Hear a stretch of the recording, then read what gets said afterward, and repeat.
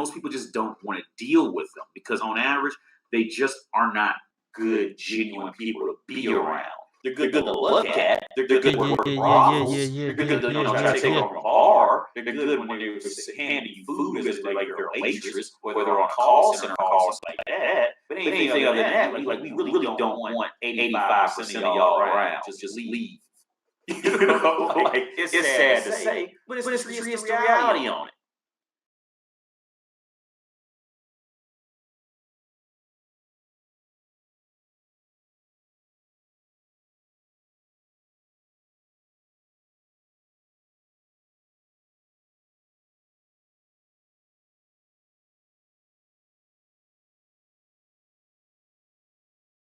I wonder if I could figure out a way to get the memes not to.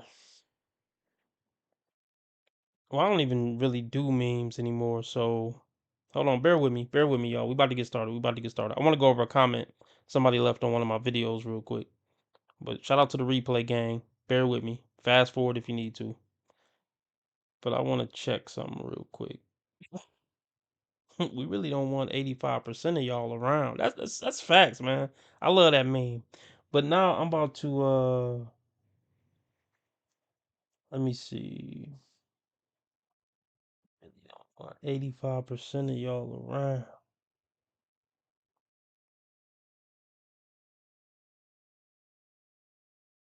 Damn, I can't find that meme now. Hold on. We about to get started. Hit the like button in the meantime. Hit the like button. I'm about to try to fix that intro meme so y'all don't gotta hear that echo from now on. Fuck.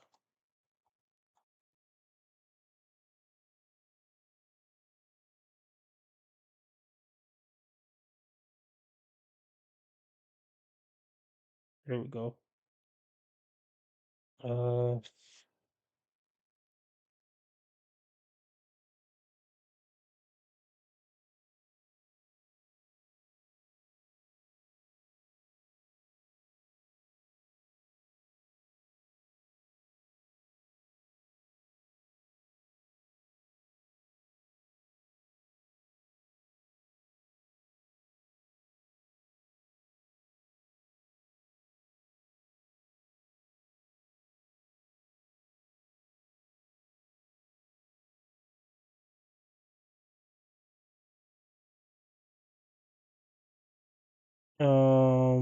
bear with me.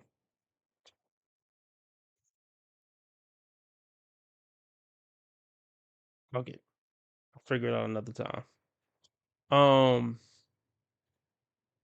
know how we do over here. Ghetto bullshit. What we looking like? Everybody hit the like button. We only got what, 2 people in here? Alright, cool. See what we looking like on Rumble. Alright. Anyway, let me go over this comment real quick. So she says this is to the video this is the video I went over. It was called I'm a Short Bald Loser. Some of y'all might remember this video. It was just like a short bald dude complaining about quote unquote being a loser. And this is a comment that a woman left. I wonder, should I go over something else? I want to let some people get in here before I go over this comment. So let's go over another video real quick. Let's see what this is. And real quick, hold on, real quick. I'm not saying you're gonna do this, but please don't come up here and be disrespectful. Don't come up here and be rude and belligerent. Let's just focus on the actual disagreement that we have. All right, I'm gonna respect you. I would ask you that you could respect me as well. All right. Okay. Okay, cool. So you said everybody should have a high standard. That was your assertion, and my assertion is, if everybody has the same standard that is high, that would take away from the value of that standard being high. You said that was a whole bunch of nothing. So can you explain how that's a whole bunch of nothing? I said it more to the point of, I feel like everyone should want the best for themselves, even if they're in a position where it kind of is like they're asking for a lot or they're being hypocritical because they don't stand by their standards. But let's say they're moving towards trying to be better in life. Okay. Should they not, kind of want the best for themselves? The best for themselves and the best for the other person for themselves is 2 different things. So if you say everybody should want to be in the best shape available or the best shape that they can be. I would agree with you, but we're not talking about that. We're talking about the dating market. So a standard can be, I don't want a man that's below 6 feet, correct? Yes. Now, would you believe that 6 feet is a high standard? No. Okay, how would 6 feet not be a high standard? Well, I'll tell you why real quick, folks. I'll tell you why. So yeah, I wasn't planning on going over this video. I just want to see if some people will come in here. If not, I'll just go over that comment and then we'll go over what I actually wanted to go over today. The reason why 6 feet is not a high standard for women, because they live in a world where guys are only 6 feet. And I'm gonna tell you what I mean by that. They can put blinders on to any dude who's not 6 feet or close to it. It's not that other guys don't exist, but they only dudes who 5'11", 6 feet catch their eye in the first place. You see what I'm saying? So in their world, from their perspective, shit, most guys are 6 feet or taller. From that perspective, if you only paying attention to motherfuckers that's 5'11", 6 feet, and you completely ignore everybody else you come in contact with throughout the day, it won't sound that absurd. I think 6 feet is pretty reasonable What to ask for it. What percentage of men do you believe are above 6 feet? Not a lot. Okay, what percent? Just give me a number. Your smoke alarm is beeping, by the way. You think so? I think I just heard it. Yeah, but you should know if you're there. You shouldn't ask me. No, it's not. What percentage? Yep, I was moving. I'm sorry. What percentage of men? What percentage of men do you think are above 6 feet? Maybe about 30%. Not even close. It's 14.5. Now you would have to take away the men that are homosexuals, correct? Because we talking about heterosexual relationships, right? Correct. So 14.5%. What percent of men of that 14% do you think are homosexuals? Meaning they openly only deal with men, not guys that. Because I know y'all think every man is DL. What percentage of that 14.5%? Because it's gonna go towards the point. What percentage of that 14.5% do you think are openly homosexual men? About 5. Cool. So now we down to 9%, right? Right. Right. Now, what about the men who are already married or are in jail? What percentage would you say is that? Or maybe they're already in a relationship. Maybe they got a girlfriend. What percentage would you say? Take about 2% off. So now we have 7%.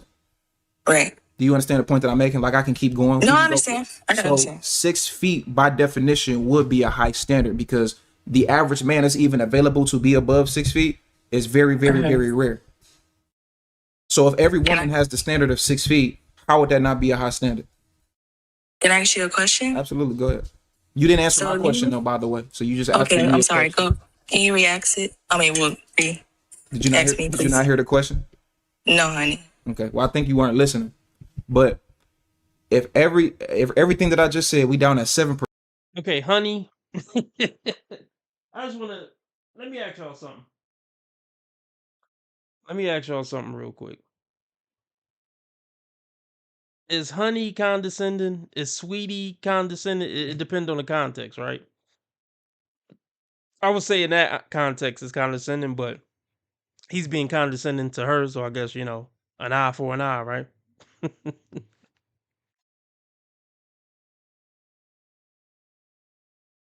If everything that I just said, we down at 7%. We can go lower. We can go to the guys that are ugly. What percentage of that 7% do you think are ugly? Come on. Maybe about 3. Okay. 3%. We have 3 now. So now we have 4%, right? Yeah. Now, what percentage of that 4% do you think are men that are broke? They don't have enough money to even date in the dating market. They just broke men.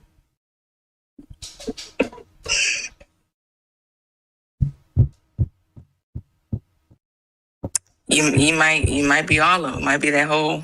No, not all men. About 2. Let's say about 2%. Okay, so now we have 2% of men that are viable options. We didn't even get into if they're going to be a possible abuser, if they're not romantic. We didn't even get to if they dick little. We didn't even get to if they stink. We didn't even get to like if they want to be in a polygamous relationship. We didn't even get to all of these other. What up, Divine Photos? I'm waiting for the chat to pick up. I'm waiting for people to get in here. I want to go over some lady comment that she just left on my page. And we also gonna go over this. Let me just give a preview. Maybe I should start doing that when I don't get right to the matter at hand, so people can know what to look forward to or not look forward to. We're gonna go over this Call Her Daddy podcast, which is a really big podcast. It got 2 million. I mean, it's possibly the biggest dingbat podcast. I'm about to just Google it. But yeah, what up, Divine Photos? Is Call Her Daddy podcast one of the biggest female podcasts out?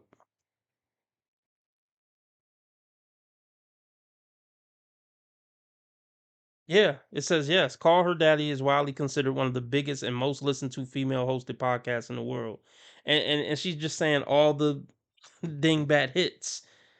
I mean, I've never watched one full episode of this, but I can't imagine she's like some profoundly intelligent woman. Because if she was profoundly intelligent, it wouldn't be this big. I mean, let's be real. Most people aren't that intelligent. Now now Joe Rogan is a big podcast, but he actually has intellectual, intriguing conversations with diverse, interesting people. And he hear different perspectives and things like that. From what I know about the Joe Rogan podcast, this is just a bunch of just goofy shit, goofy bird brain shit. If I had to guess, I mean, I look, I'm speculating here. That's what we do over here. But yeah, we're gonna get into that. But I'm trying to get my numbers up a bit.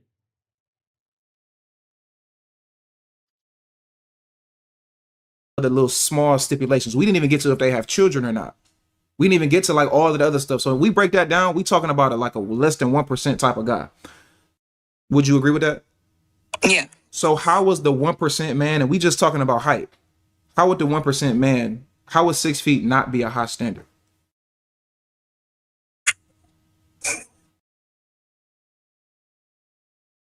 Crickets. Would you like to concede your point? Can I ask a question first? You didn't answer my question. This is just like the third, fourth time I'm asking. You still haven't answered my question. Would you like to concede? If you want to concede and just take your L, that's fine. But you haven't answered. You know what? Okay, I'll take the L on it. Okay, cool. I respect that. You can ask your question now. Okay, so I had a question about. Well, can I ask you your preference? My preference on what? In women, like. And that's what these women really want to know.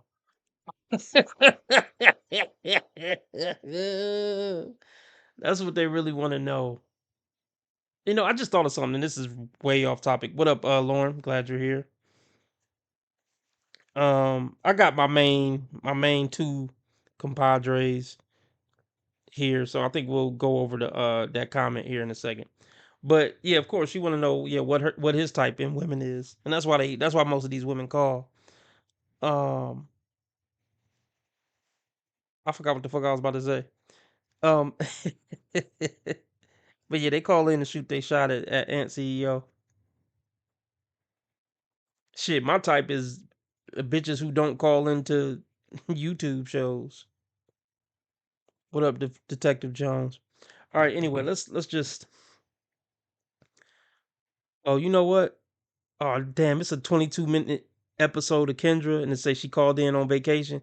You know how cringe that is. Look, I'm gonna tell y'all something real quick. It popped up, that episode of Kendra G popped up on my phone, but I didn't see the picture. I just saw the notification in the title, and it said called in while on vacation. I'm like, I know this a woman one. I mean, granted, it don't take a psychic to predict that it's probably going to be a woman one anyway, because 80% of her callers are women, of course. But I'm just saying that was 100% confirmation that it wasn't one of the rare dudes that call in when it said called in on vacation. That's how desperate these bitches are. But they claim they living their best life and they decentering men. Poppycock. Let's watch a couple more minutes of this, and then I'm gonna go over that comment the woman left. Well, can I ask you your preference? My preference on what? In women, like as far as body wise.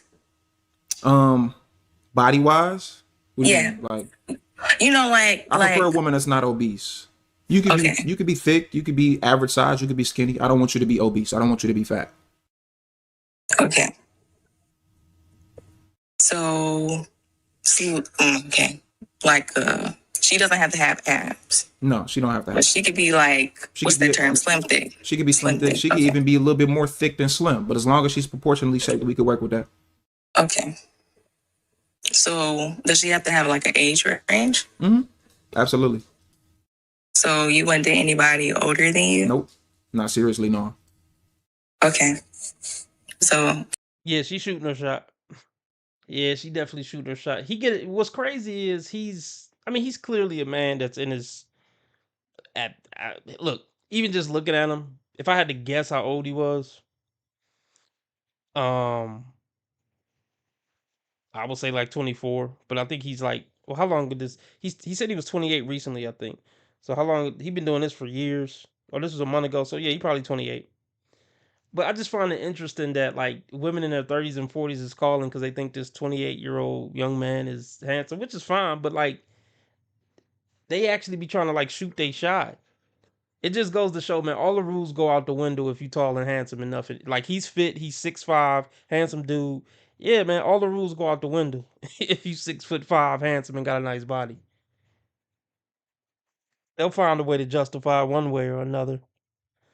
Um, okay, I want to talk about something real quick too, and I'm not shitting on her at all. Um, she would know who she is. I'm pretty sure she don't watch my channel anymore, and I think I know why. Well, I ain't gonna say I think I know why, but I think I know what might have contributed to her not watching my channel anymore. So I can't even remember her name, her YouTube name or whatever. So this was like last year. This was like 12 months ago or something, right? So I was talking my shit. She came on the channel. Uh, she sent me an email, basically trying to holler at me, like trying to get with me, wanted me to call her, wanted just to try to see what's up with me. She tried to shoot her shot at me. So okay, no shade. Or maybe what I'm about to say is kind of shade, but I'm not intending it to be shade. I'm just trying to teach a lesson and entertain. But look,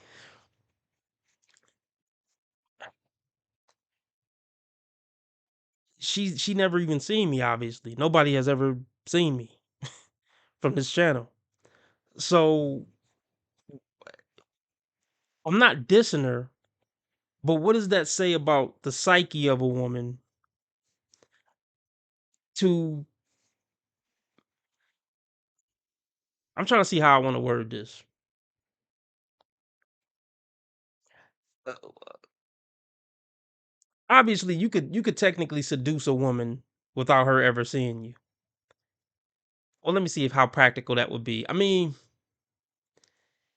Okay, listening to somebody on YouTube is a unique kind of situation. I can't think of many other situations in life where a woman would be listening to a dude for a week or something, a week or two, and never seen him with no other context other than he just talking on the internet. But it just goes to show that when it comes to this YouTube shit and whatever other area of life this would apply to, you could definitely seduce a woman just by talking to her. I guess maybe back in the day, if a friend would have hooked you up with somebody like, oh, I know this guy RB, he cool. I'm gonna give you his number and have him call you and see if y'all hit it off.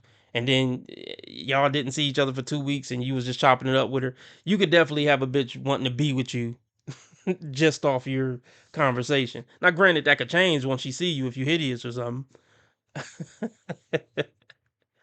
But yeah, it was an interesting situation. Lauren says some people have parasocial relationships with YouTubers. Okay, parasocial. I need to look that up. What does parasocial mean?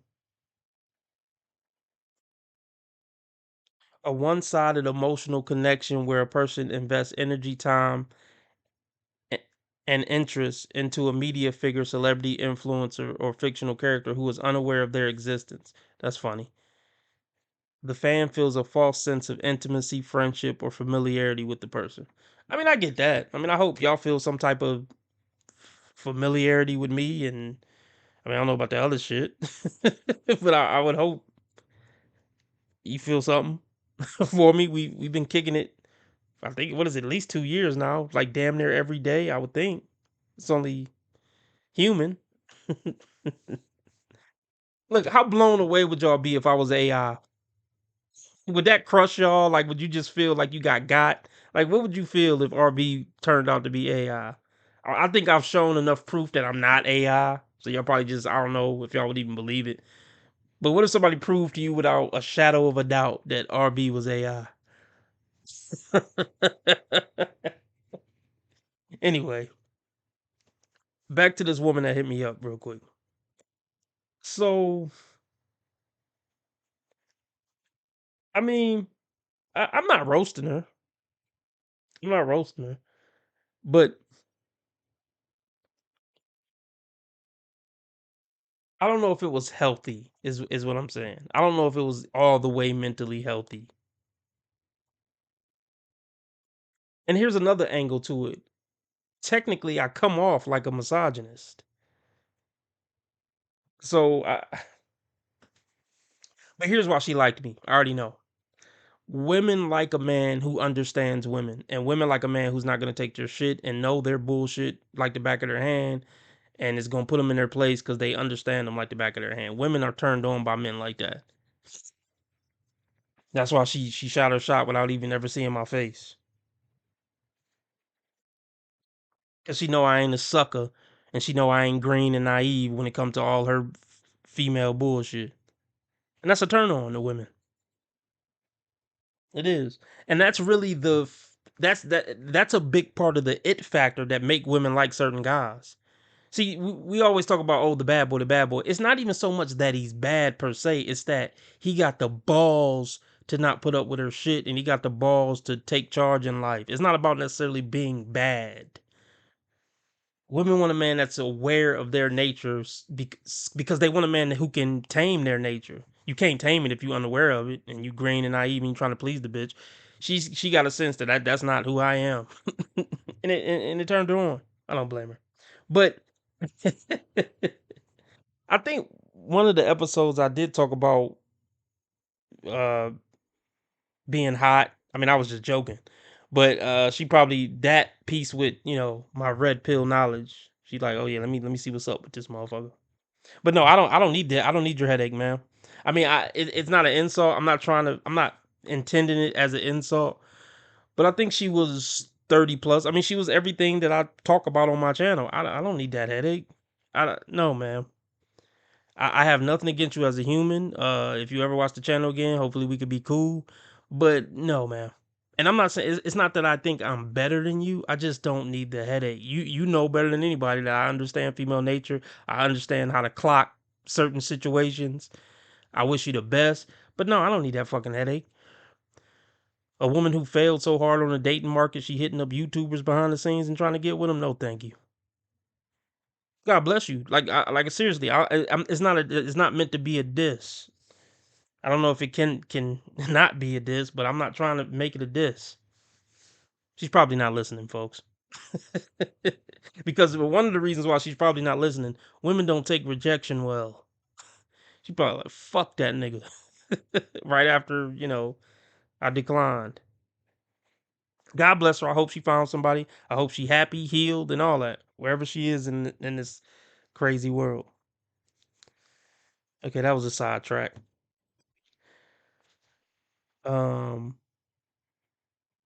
Let me read this comment real quick. So this lady left a comment on. This lady left a comment on the video I did of this guy saying he was a short ball loser, and he was talking about how he's a loser and why he's a loser. And this is what she says.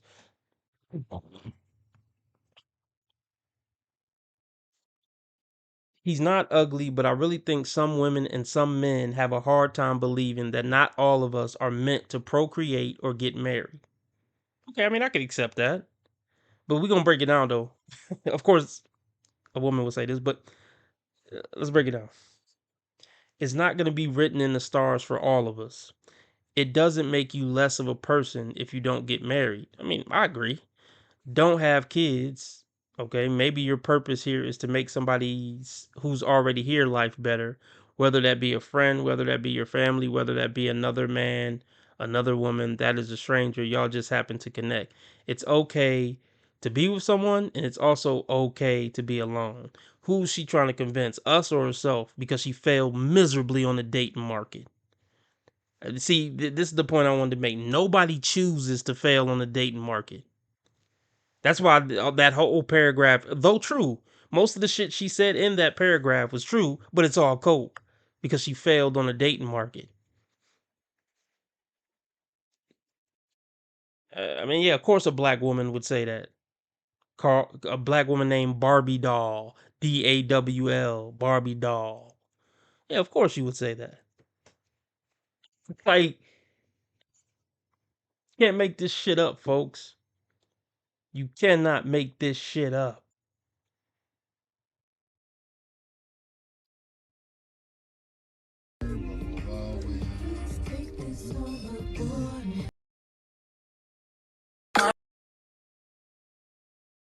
Yeah, you just can't make it up. This is a grown woman doing fire emojis in the fucking mirror. The bigger the hoop, the bigger the hole. I mean, she's a stereotypical B-dub. So yeah, of course she would say, and filter to hell as a grown ass woman. And yeah, of course she would say it's okay to not be with anybody because you're toxic as fuck, and you probably been fucking with nothing but bad boys since you were 15, and it's been all bad your whole life as far as dating and men. So now you're on the internet trying to convince the world it's okay not to be married and have kids.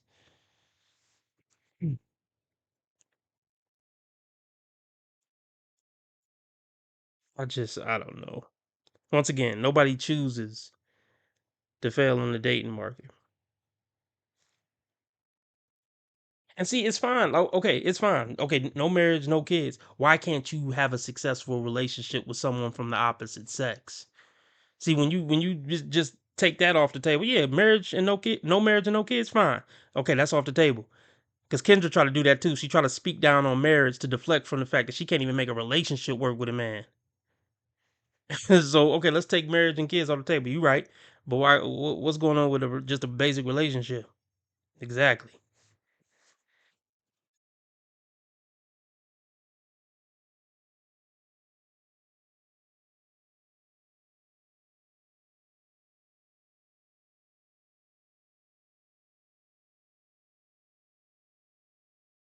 Let's see what we looking like on Rumble. We kind of popping on Rumble. What up, Rumbleites? 5 people watching on Rumble. Let's finish up a couple more minutes of this, and then we'll go to Call Her Daddy podcast. But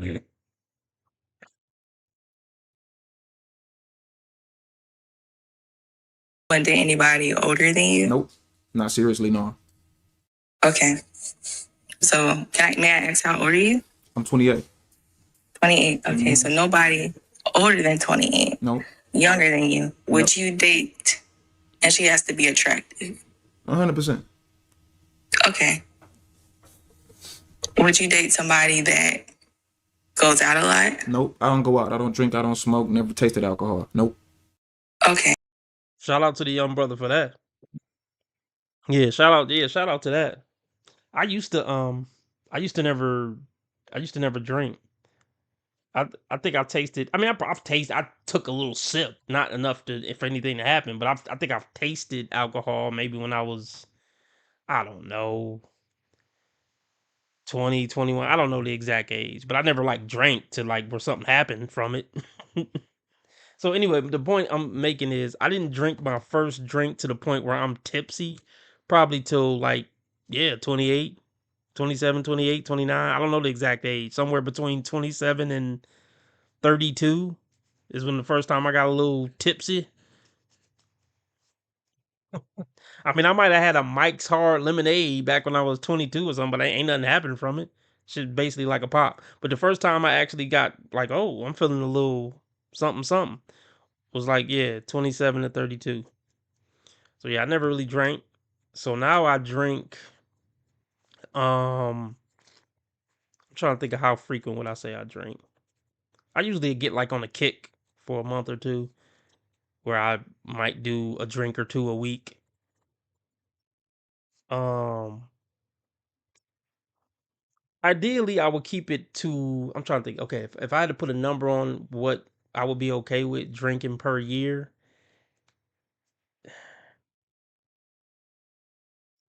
for the rest of my life, I would like to keep it down to 10 times or less a year. Ideally, just on them nights where you just like, I need to fucking drink. I need to unwind and just to get a little drink. Like 10 times or less.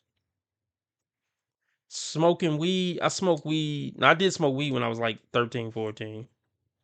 A couple times. I never liked it though. I don't like being out of my mind. Like I mean, drinking is cool because it just make you feel chill. You don't feel like you're out of your fucking mind. Like whatever I smoked, I felt like the fucking room was spinning. I'm like, I don't like that. I don't want the whole fucking room to spin. So that shit freaked me out. So I've only smoked weed maybe twice in my life, and I damn sure wouldn't do nothing harder than weed. So the most I'm ever gonna do is have 2 glasses of wine, or 3 shots of rum mixed with some ice and some pop or something, and call it a night. But anyway, let's get back into it. Shout out to him for no smoking, no drinking. He don't go out. That's what's up. I would say me and him could be friends, but I don't like his fucking attitude sometimes. He kind of comes off as arrogant, and that's my least favorite human characteristic.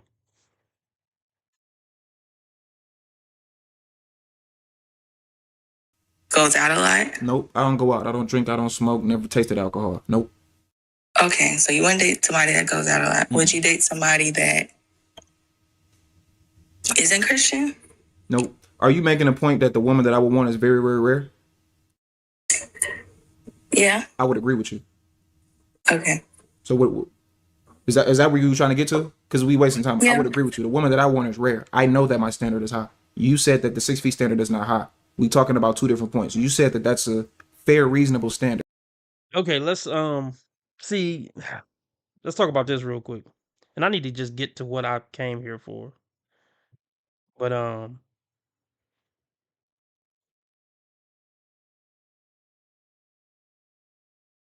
something. Okay, X just said he couldn't feel his arms. I'm lost.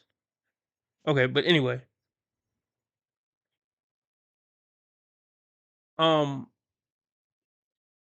So Ant CEO is a rare dude. uh, But I almost think the woman he's talking about these days in America is even more rare.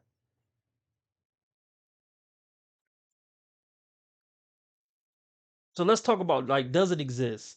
This magical unicorn of a good woman that men who still believe in the fairy tale believe exists. Okay.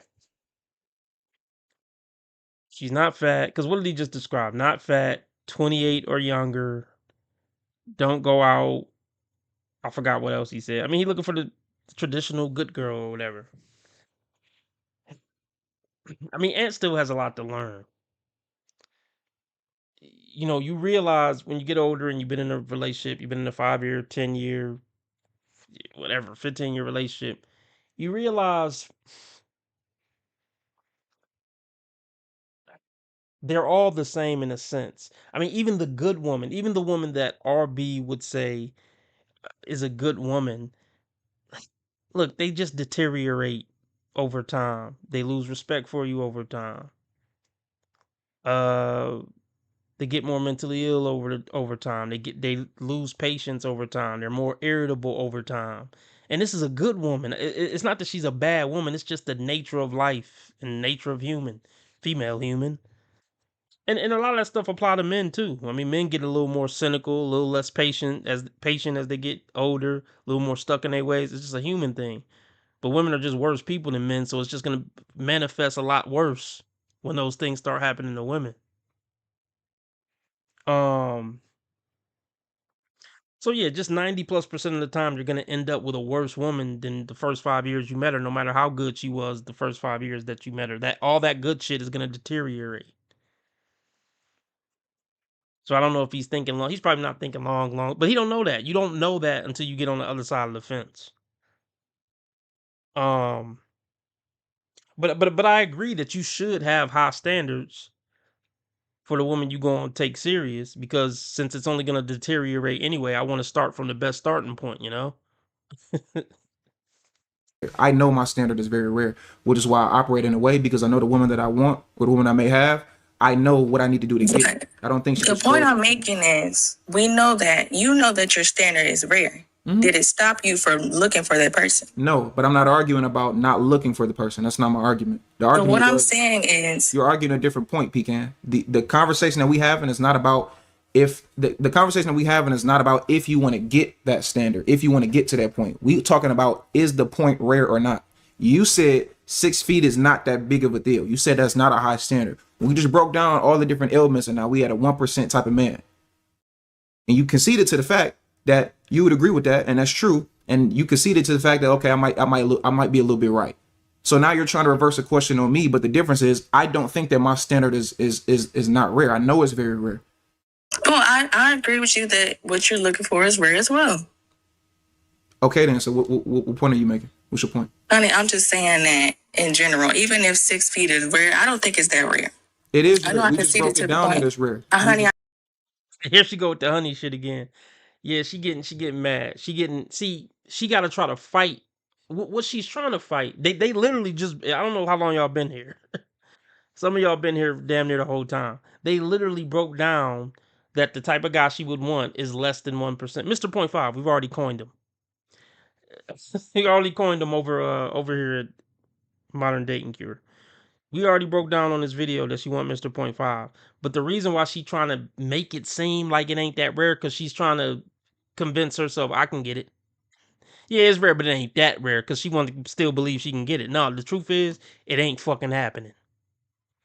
This magical guy, look, even if he do exist, he probably ain't gonna want you. And she's clearly older than 28. I mean, she's past the wall. So this magical man, he don't want to post wall bitch who call into YouTube video, who call into YouTube lives. And here's the thing. Let's go deeper. I like to go deeper over here on this channel.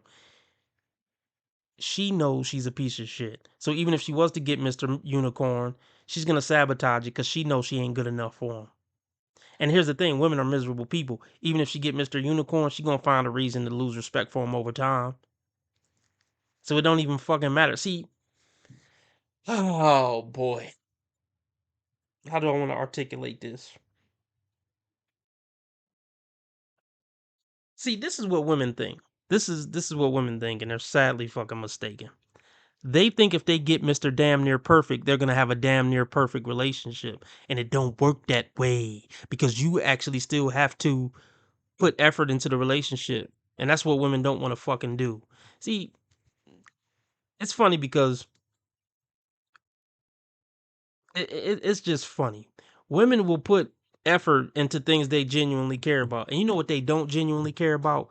The happiness of a man and human righteousness in a relationship. They'll put, a lot of women will put effort into getting a degree. They'll put effort into learning how to pop pussy at the club. They'll put effort into a lot of things. They'll learn how to pop pussy on a handstand because they genuinely care about that. They'll sit there and look at 10-hour fucking makeup tutorials to learn how to paint a fake person face on their face. Because they genuinely care about that. You know what they don't genuinely care about? Making a man happy for 50 years, regardless of if it's Mr. Unicorn or not.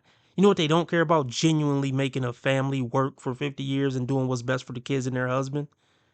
They don't give a fuck about that. What they want to happen is I find Mr. Perfect and he do everything to make a I find Mr. Perfect and he do all the work and do everything to make a perfect relationship, or I'll bitch at him and sabotage everything. That's what they think finding Mr. Perfect will do. It don't fucking work that way. Because even if you find Mr. 6'5" who make $1 million, big dick, socially fucking acceptable, this and that, emotionally intelligent, you're still gonna have to put in fucking work and effort to make the relationship work and to make the relationship good. See, and this is why I used to say on the channel, or I think I used to say this. Um,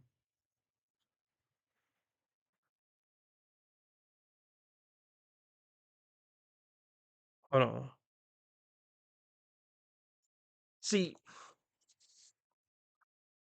it goes back to what I always say about women not being single after 25. If a woman is fit to be a real ass bitch that make a 50-year relationship work, look, it's gonna come out in the wash by 25. If she was a solid bitch and a real one, she would have been locked in with a man by now. And like I said, it just come out in the wash how these bitches are cut. And if you one of them bitches who really cut for it for a 50-year relationship and being a good woman to a man for 50 years, look, you're gonna be coupled by 30. You're not calling into YouTube shows asking questions to a 28-year-old. You ain't cut out for this shit. All these single women over 30, 35, 40, really, look, 95% of them just ain't cut out for relationships. And you know what? Let me give grace tonight. Let's give grace tonight. Um, hold on. What up, Mr. Cut? Long time no here. Glad you. Shout out to 88 Bagante. Shout out to Money Man. Yeah, shout out to everybody. But fuck, what was I about to say? Shit. Um, no, I'm giving grace tonight.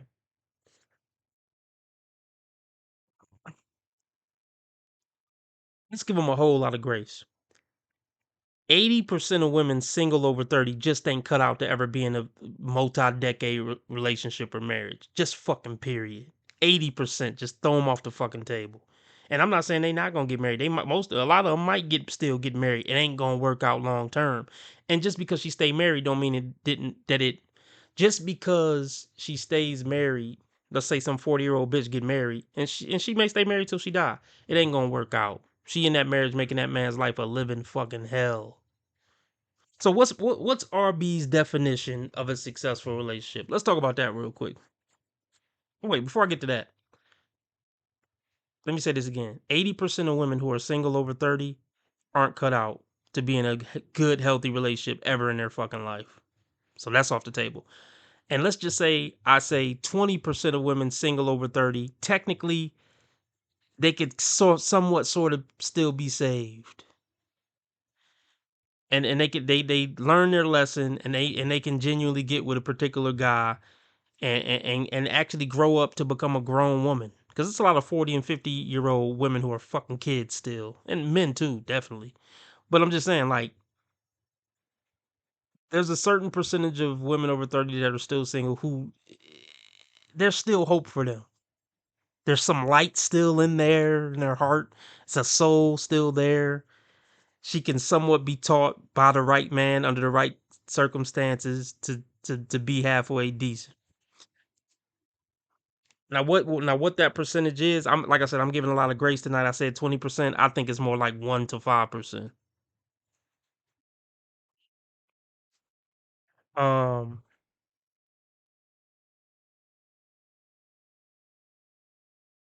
so anyway, back to what I was saying about what do I think constitutes a good relationship or a good marriage? Okay. For me to even assess it, they got to be 10 years in living together.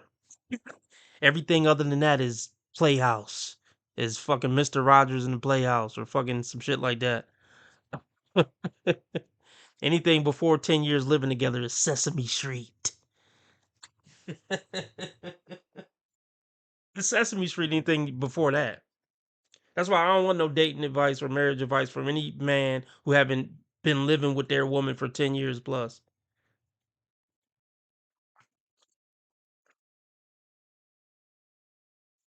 Because you don't know what the fuck you're talking about. um, so we got to start at the 10 years living together mark. Now, after 10 years of living together, Now let me talk about this. Look, a woman's a woman. So I give women grace. Like, okay, she's on her period. She just had a bad day. I give women grace for that normal shit. You know, she just got a wild hair up her ass about the curtains being twisted to the left too much. I give a bitch a pass on that. From time, that's just being around women. It ain't ever. I don't care how good of a woman she is. It ain't no getting around that little shit, all that little dumb shit, little moments. That just come with the territory. We ain't even counting that. I give them that. Um,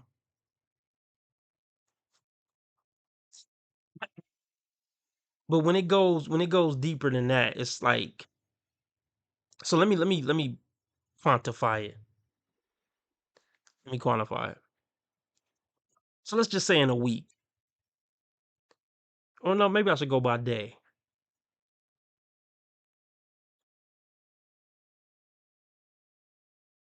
I would say 80-20. I'll give her 20% of the time that we're around each other in a day to be on some bullshit. Yeah, the 80-20 rule. She can have a wild hair up her ass here and there. She can get a little tone. I'll give her 20% leeway. So in a week's time, she was tripping 20% of the time. That's a good ass woman. You got a hell of a woman. If she in a week's time she only tripped 20% of the time that y'all was interacting, oh, you got a fucking unicorn. You got a unicorn. Um,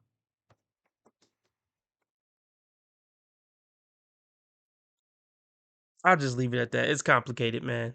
It's complicated. I just feel like that is a small percentage of relationships and marriages, 10 years plus, where the woman is actually still respecting the man. She's in a good mood with the man. She compliments him. She tell him what he doing right more than she tell him what he doing wrong. That is a small fucking percentage, man. But let's just move on.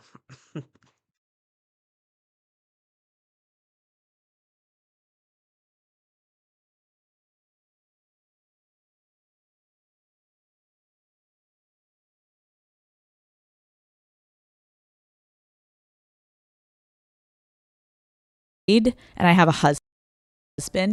Daddy Gang, welcome back to another Sunday session. Okay, already.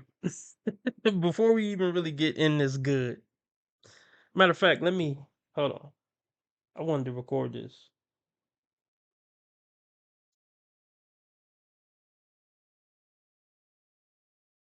I am feeling really, really Daddy Gang, welcome back to another Sunday session. Okay, yeah. Before we even get started, what does the unwell hoodie mean? I mean, I know what it should mean. It should mean that you're mentally unwell, or I think you are. Don't sue me. I'm just speculating. I'm just speculating. I have no proof. Allegedly. Allegedly, you're mentally unwell. That's what I think it should mean. Do the drinks say unwell? Is the brand, is it a health brand? Which wouldn't make sense. A health brand called Unwell. Fuck it. Let's just let's just get back into it. I wonder how many of those books she read behind her. I kid. Just decorations.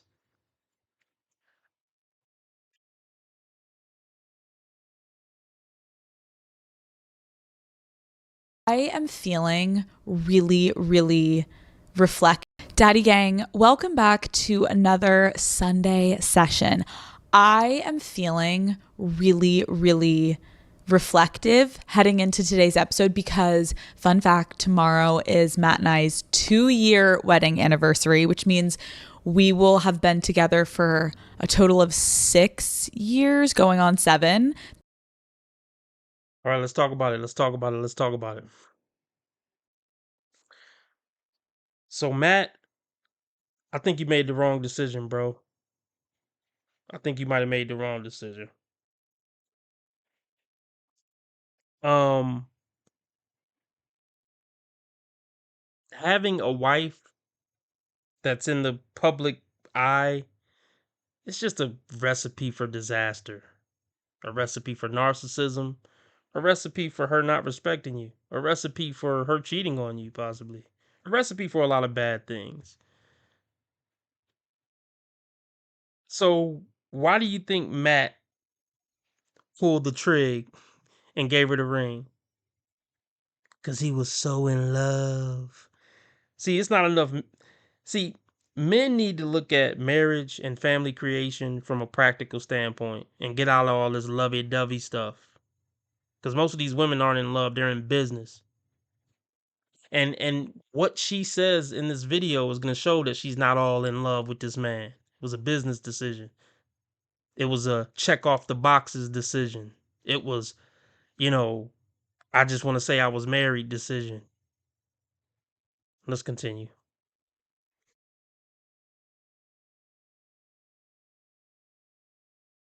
Anniversary, which means we will have been together for a total of 6 years, going on 7. Let me give her credit though. Let me give her credit. Yeah. They've been together for 6 years, going on 7. That's a big deal for these modern women to be able to stay with one man for that long. So I'll give her credit. She's ahead of a lot of these other dingbats from this generation. So I'll give her a salute for that, for even being able to do that. Let's give her a round of applause. Let's give her some snaps. Let's give her some poetry snaps.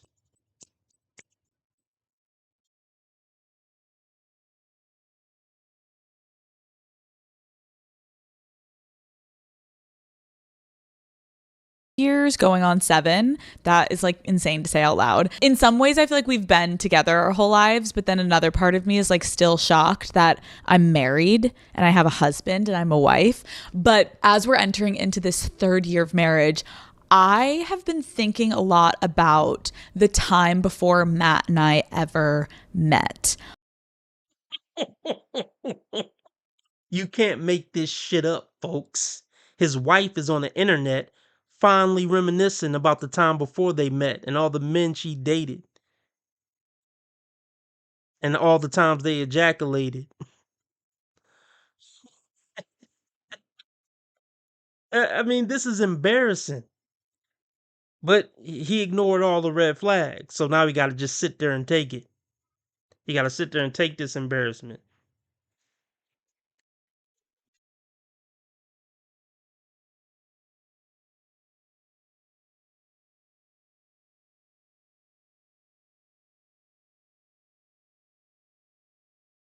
About the time before Matt and I ever met.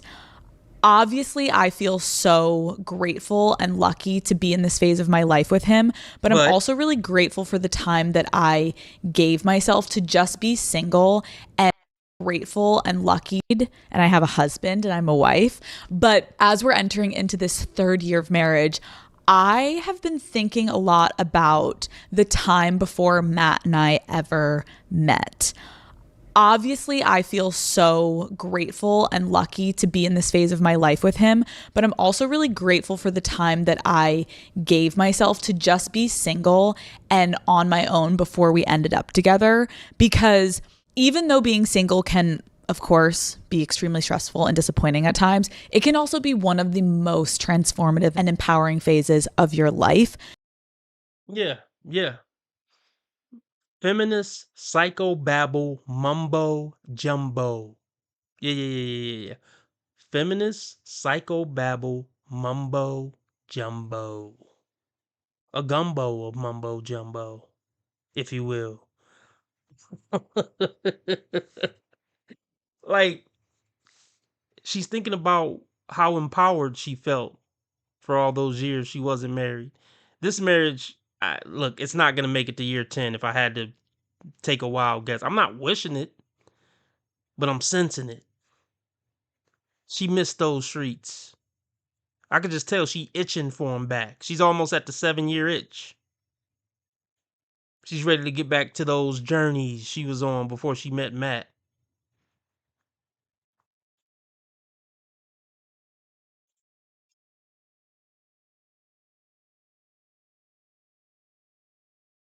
Being single can, of course, be extremely stressful and disappointing at times. It can also be one of the most transformative and empowering phases of your life.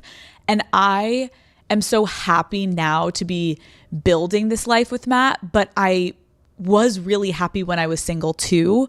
And yes, I know like being single and being married are two wildly different experiences, but what I really want to emphasize today is that one phase is not more meaningful or important than the other.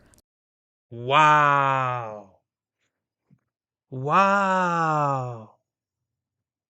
She's saying getting pumped and dumped by tall, hot guys after the club was just as meaningful as starting a family and building a legacy with Matt as a married woman. Let that simmer on your brain for a second. Let that sizzle on your medulla oblongata for a second. How do you think that makes Matt feel? But to these feminist pieces of garbage, men aren't human anyway, so fuck them. That's their mentality.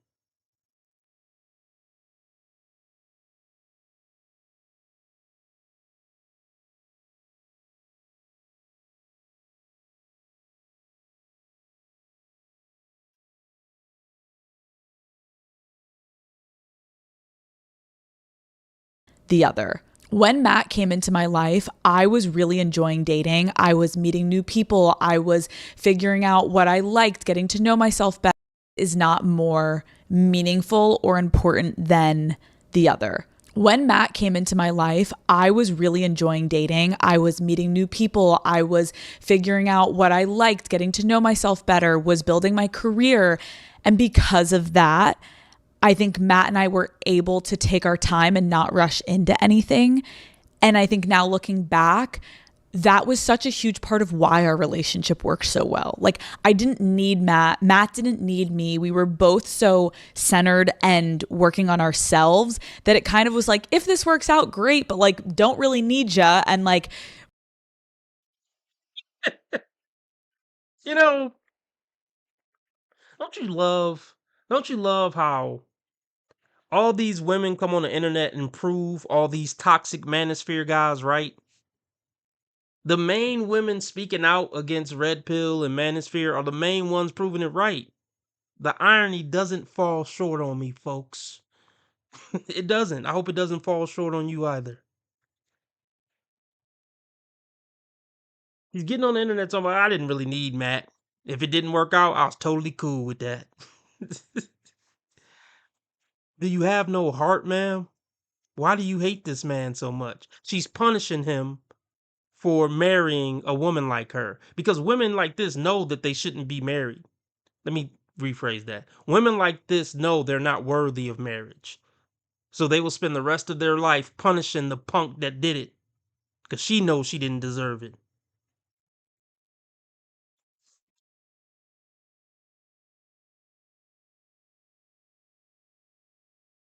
we were both so centered and working on ourselves that it kind of was like, if this works out, great, but like, don't really need ya. And like, I'm a very independent person, and if our lives naturally come together, great, but like, kind of doesn't matter if it doesn't work out because I'm good on my own. And I think that was such a beautiful place to be in when I met Matt. And because of that, I do think that those early dating stages between us, they got to just be really fun. Like, they were low stakes and we just both got to kind of be along for the ride and just enjoy ourselves. Why I'm bringing this up is because lately, when I talk to my single friends or when I'm reading DMs that you guys are sending me for questions of the week, I feel like the experience that I got to have when I was single is very different from the experience of dating and trying to find your person in 2026. And weirdly, like, I know it wasn't that long ago that I was single, like 7-ish years ago, but a lot continues to change with social media. And listen, Oh boy, this is cringe. This is freaking cringe. This is very cringe. But let me say this. If a woman had party years, Cause hold on, matter of fact, let me look up how old this broad is.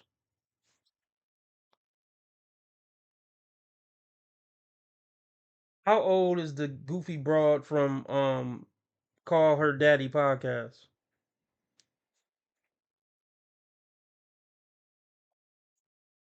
How old is the woman from Call Her Daddy podcast? Oh, of course, 31 years old. Of course. So, hold on. You know what? I'll give her credit. So, she's 31 now. They've been together 6 years. So, 24? She got with him right before the wall. I'll give her credit for that. But what we need to understand is a lot of these girls, they be getting around since 13 or 14. So 14 to 24 could have been a wild decade for her. I'm not saying it was, but it wouldn't be far fetched. You know what I mean? And based on how she's talking, she had a fun 14 to 24. And this is the point I want to make. Nothing that marriage will bring will ever live up to her fun early 20 years, 18 to 24, let's just say. If she was having a ball, meeting different guys, finding herself, being a boss babe, nothing that will happen in marriage will live up to those dopamine hits of getting plowed, by tall, hot guys after the club behind the dumpster while people might have been watching. Nothing that happens in that marriage is going to be able to match that dopamine hit. And she's itching to get back to that stuff. I can just tell by how she's talking.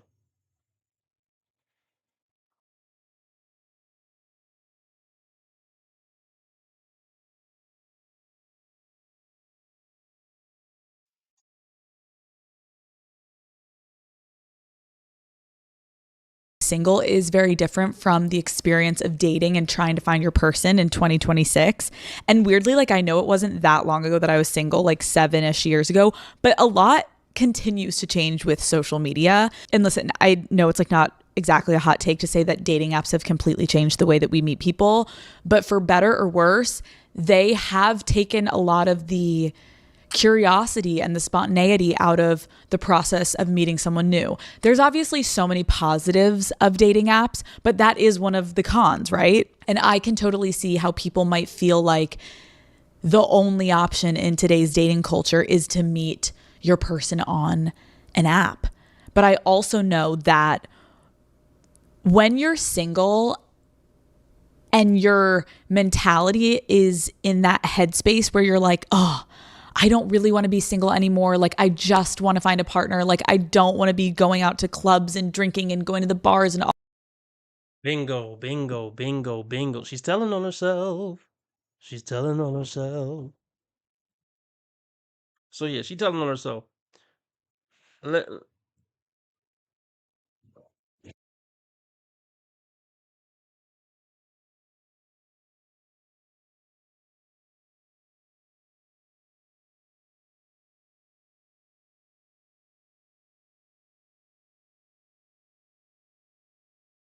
yeah. Sorry about that. Um, by the time this is why I say,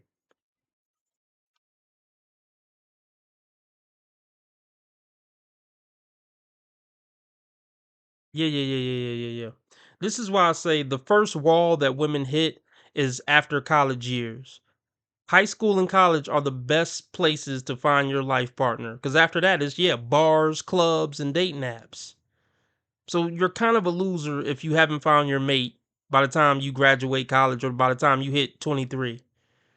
There's no reason why you shouldn't have found him by that point if you're a cute white girl in America. You had every opportunity in the world to settle down with a suitable guy.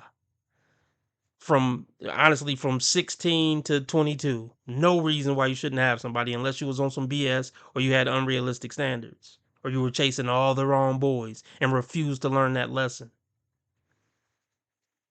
So yeah, no remorse for a cute, young white girl who's struggling with dating. Give me a fucking break.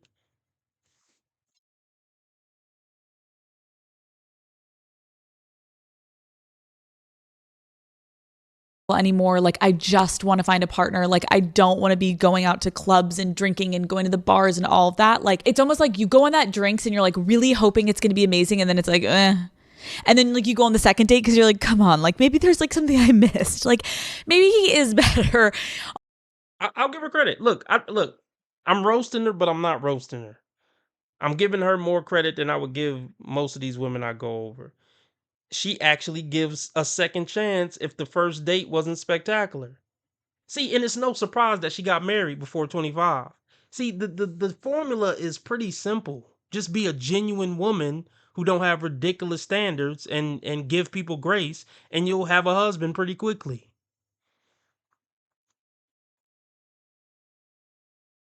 I would love to see the percentage of women who give second and third chances after not liking the first or second date that much that end up married quick. I wouldn't be surprised if it's high.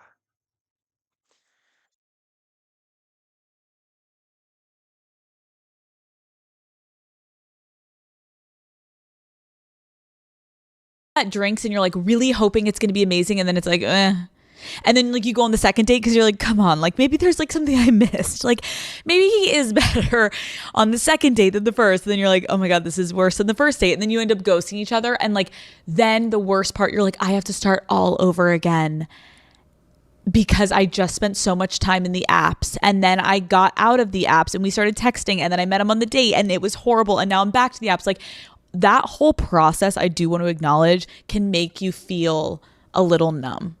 It's just the truth. You start to become numb to dating. Yep. You know what that's called? Losing your pair bonding ability. Too many dates, too many situationships, too many flings. Yeah. That's you losing your soul a little bit. That's you losing your soul a little bit. Let's check out our Instagram page.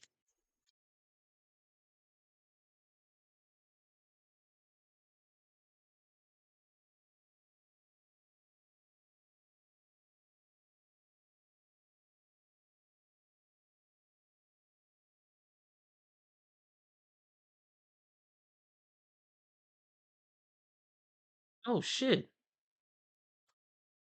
Oh snap. She has 6.64 million followers. I mean, yeah, she's essentially a celebrity. I mean, yeah, she's a celebrity. Yeah, we know the marriage success rate of celebrities. Matter of fact, let me look it up. I'm not wishing it on her. I'm just saying.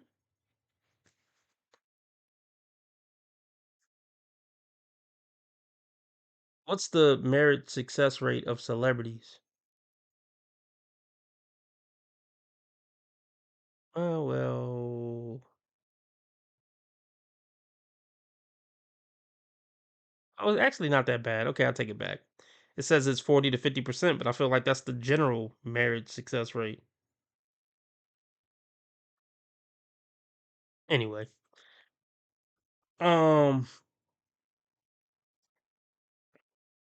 I would imagine it's so hard to stay grounded as a celebrity, you know? And it's probably hard to prioritize your partner when you're a celebrity. I wonder what he does. I want to see a picture of him. Is this him?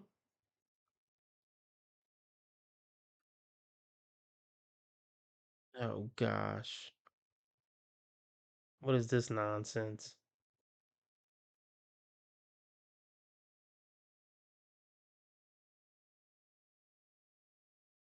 I mean, she's clearly a feminist. I mean, if you marry a feminist, then look, you get what you get. Oh, is this my wife ass out on the internet? Of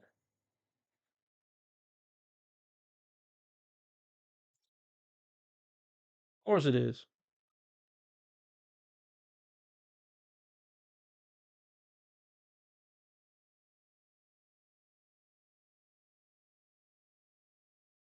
I gotta find a picture of this doofus. I mean, shout out to him. He's probably more successful than me in life. He's probably more successful than me in life, but hold on.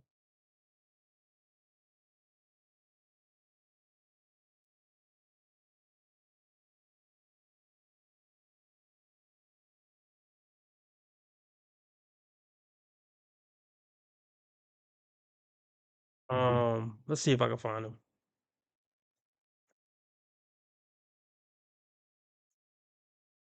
Call her daddy, host, husband. Matt Kaplan, a Hollywood film producer and CEO of Ace Entertainment. They met in 2020.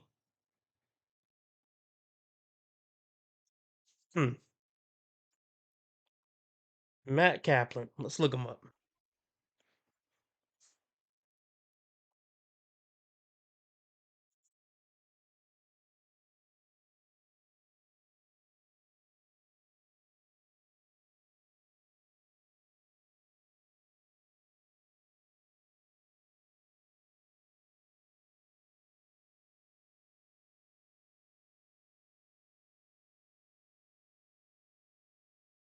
I mean, okay.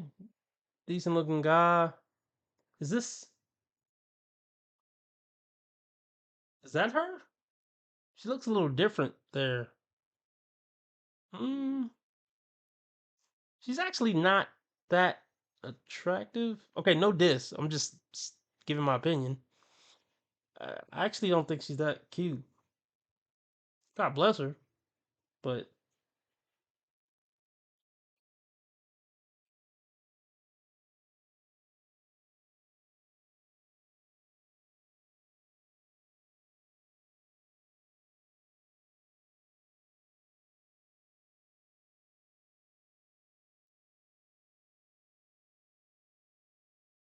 let's hear him talk real quick. Is this something that you knew was going to develop, that this audience was different than previous generations? I would say I felt as if when I was at Lionsgate, there was a lack of desire to be making teen movies. And when I was a kid, John Hughes was such an integral part of my life in watching all those movies. But we weren't allowed to make those movies because they didn't think they would work theatrically for the most part. Right. And so as streaming started to get more popular, what I kind of felt was like, oh, there's now an opportunity to go back to make smartly priced films that are targeted because no one was really doing it. And so with the blessing of Katzenberg and Brian Robbins, we went off and started making a bunch of YA movies. His voice kind of sounds soft.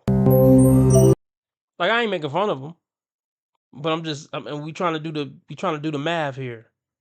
We're trying to do the math. Oh gosh. Yeah, we need to go over some Kendra's. Let me drop the Rumble link in the chat. We might be on late tonight. I'm about to wrap up with this pretty soon.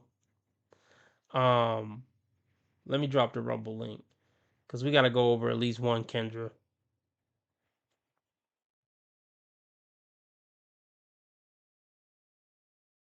I mean, shout out to bro. I have no problem with him personally as a human, other than that he married a feminist with the biggest girly pop podcast in the world.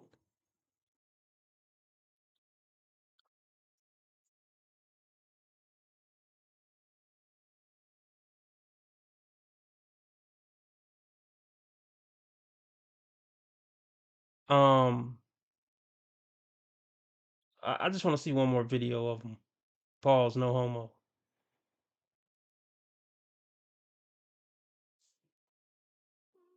If y'all want my red pill analyst, if y'all want my red pill analysis of the movie Meet the Parents, check out the stream I did earlier today that's still live on the channel.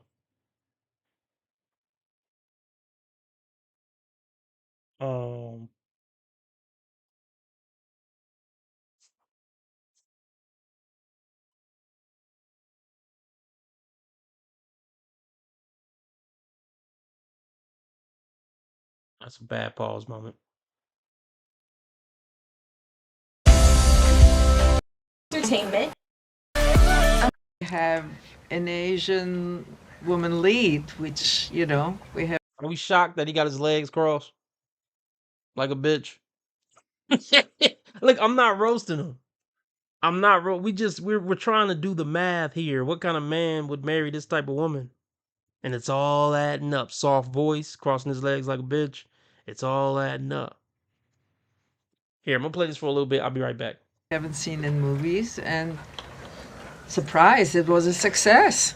Yeah, it was I think that was really exciting for us. I think ultimately we were feeling like there hasn't been enough Korean American leads in these movies, especially for teenagers or young people. Yes. And as soon as we read the script and the book specifically, we were super passionate about telling that story. And Was it in the book? Was that? Yeah, she was in the book. And once we met Lana Condor, we were like, this is the girl who's got to be the lead. You know that Lana Condor took a course like yours here. Do you? Yeah. You can be Lana Condor. So, what was the origin of the film? Where did it start? Who found it? How did it come together? So it was funny. It was actually set up at Sony Pictures, and the book had been out for about 4 years, and I had read it back at Lionsgate when I was a studio executive.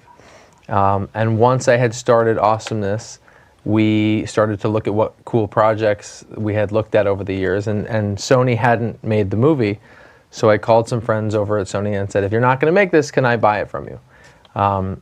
I didn't love the script they developed, but I Yes. did love the book. Yes. So I called the book author and said, would you be willing to allow us to buy it from Sony for you? And so we did, and then we hired this amazing young writer who was a playwright. I should have left y'all with something better to work with, I guess, huh? All right. Well, hello, Mr. Ant. How you doing? Me and my husband, we watch you. I'm an elder. I know I don't look it. And my birthday's coming up. And I just want to ask you this. I'm starting a new room. Okay, it's called Bridging the Gap. You would be perfect because see, one thing I'm trying to teach. Wait, secret. Hold on. Is this like a? If it's anything that regarding that, you got to. It's a kind of a business conversation, so you kind of got to email me. That's not for live, respectfully. If you want to email me though, we Oh can no, I talk. want to say some other stuff too. Okay. I just want to say the way that you me and you vibe, because see, I know my place, and when I go around this internet thing, and I'm trying to tell these young ladies, and I love the way you put them in their place, because my husband is the head. I could be his neck, I could be anything below. But I love the way you put them in their place. And for your age group, I will hit you up. It's in your bio.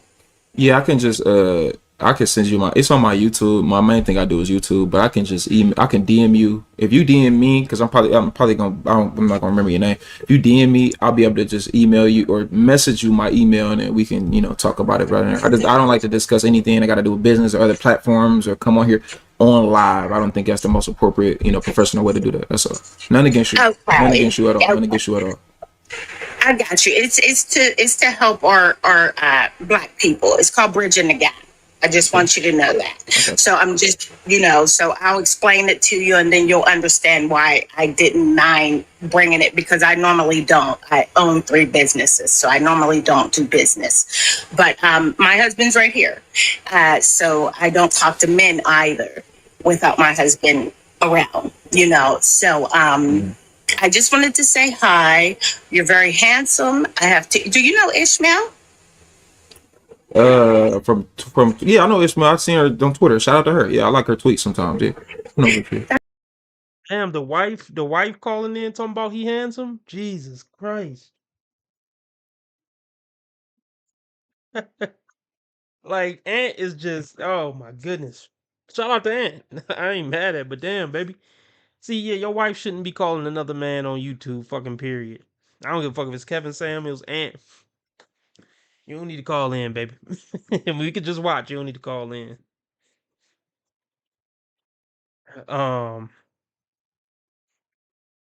Let me see what she talking about, so we can go over to Rumble and go over Kendra.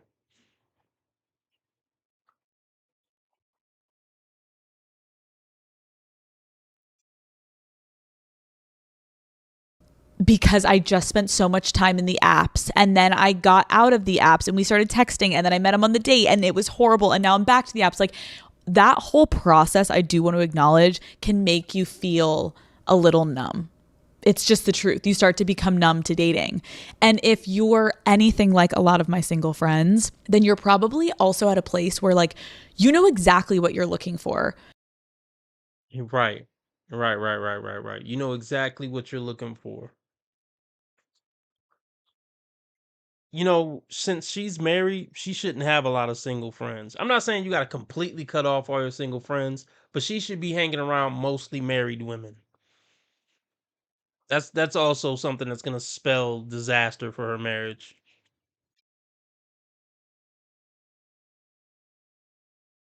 Can make you feel a little numb. It's just the truth. You start to become numb to dating. And if you're anything like a lot of my single friends, then you're probably also at a place where like, you know exactly what you're looking for. Your standards are probably really high. You've done a lot of work on yourself, but every date you go on just feels like another disappointing job interview. I promise you, at least 90% of her single friends can't wait till she get divorced. You back, bitch, you back. They can't wait till she get divorced.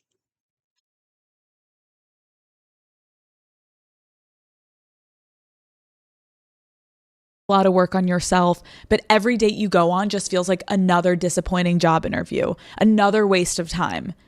And I think when dates start to feel like this chore that you have to check off your list, I think that we really then start to strip ourselves from the potential to actually have a lot of fun in the process of getting to know someone and being single and dating. And so I am here today, Daddy Gang, to try to bring a little fun back for you. Okay, we're going to try to make dating feel fun again. And that is my mission for today's episode. If you have been feeling hopeless or overwhelmed with your dating life, then this episode is for you. I have not forgotten my single girls. Let's get into it. The whole point of any romantic experience, whether it's a first date or a 50-year marriage, is that it's supposed to make us feel good, right? Yep. And that's the problem. And that's why women, yep. And that's why so many women file for divorce. I wasn't feeling good. I wasn't feeling happy. Being in a 50-year relationship is not feeling happy all the time. Probably not even most of the time. It's duty, legacy, responsibility, and family. And just taking care of another human through thick and thin.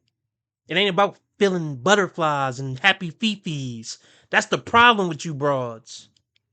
That's not the point of this shit. Dating was never supposed to be fun. It was supposed to be to find your life partner that's compatible with, you know, your values and things like that. I mean, not to say you can't have fun, but that's not the primary objective. But y'all aren't smart enough to get it.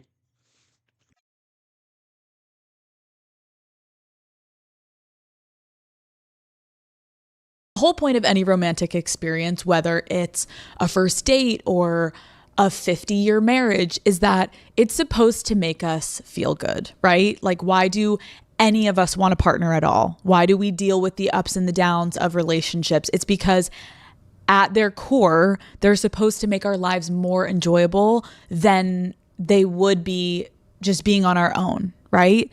And if you're single, Wrong. Wrong.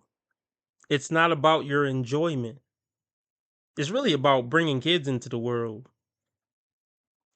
and helping each other just get through this thing called life. Not necessarily making it joyful. I mean, you'll have joyful moments, but life is going to be mostly hard. I mean, she's probably a millionaire, but look, most people aren't millionaires. So it's not going to just be about just happy, joy. It's about making it to the next month. And having somebody there to wipe your butt when you're old and sick. Having somebody to hold you when your mom dies. I mean, a lot of this shit isn't happy, joy. Shout out to Ren and Stimpy. But you don't get it. I hope your husband gets it. Well, it don't matter, because if you don't get it, when you're not feeling happy, you're going to leave him.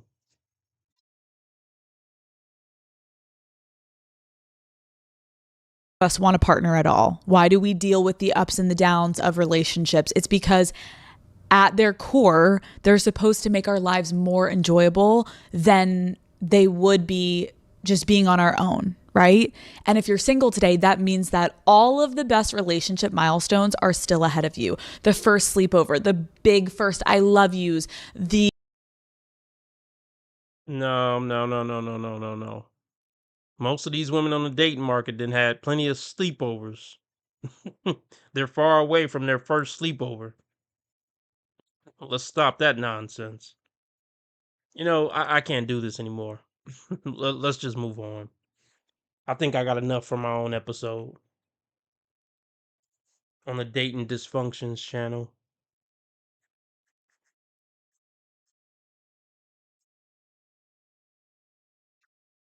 All right, y'all.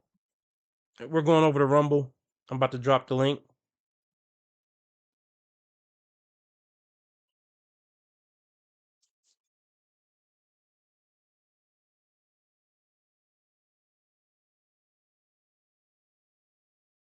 You don't have to sign up to Rumble to watch. All you gotta do is click the link and watch. I just dropped it.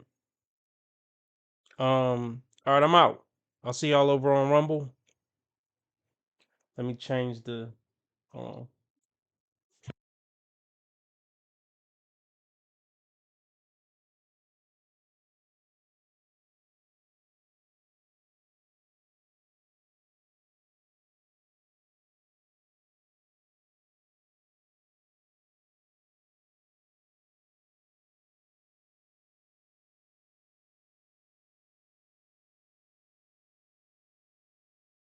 All right, I'll see y'all over on Rumble. The link is in the live chat. I just dropped it. It's also in the description.